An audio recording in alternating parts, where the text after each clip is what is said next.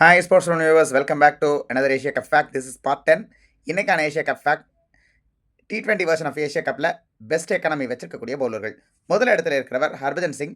Asia கப்பில் ஒரே ஒரு ஆட்டம் தான் ஆடி இருக்கிறார் அப்படின்னு சொல்ல நம்புவீங்களா? ஆனால் இவருடைய எக்கானமி ரேட் வெறும் 2.75, 3க்கும் குறைவா.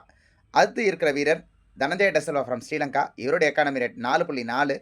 இவர் வெறும் 2 ஆட்டங்கள் தான் ஆடி இருக்கிறாரு. இந்த சீசன்லையும் இவர் ஃபீச்சர் ஆகவே இல்லை. மூன்றாவது இடத்துல இருப்பவர் மேமுதுல்லா. 4வது இடத்துல யுவராஜ் சிங். 5வது இடத்துல ஆஞ்சலோ மேத்யூஸ். 6வது இடத்துல முகமது ஆமீர். 7வது இடத்துல பும்ரா. 8வது இடத்துல முகமது நவீத் ஃப்ரம் UAE. 9வது இடத்துல புவனேஸ்வர் குமார். 10வது இடத்துல முகமது இர்ஃபான். ஸோ இதில் 10 வீரர்களில் கிட்டத்தட்ட 7 வீரர்கள் ரிட்டையர்ட் ஆகிட்டாங்க. 3 வீரர்கள் இன்னும் T20 கிரிக்கெட் அதர் ஃபார்ம்ஸில் ஆடிக்கிட்டு இருக்கிறாங்க. ஆனால் நேஷ்னல் டீமுக்காக அவங்க T20 கிரிக்கெட் ஆடுறதே கிடையாது.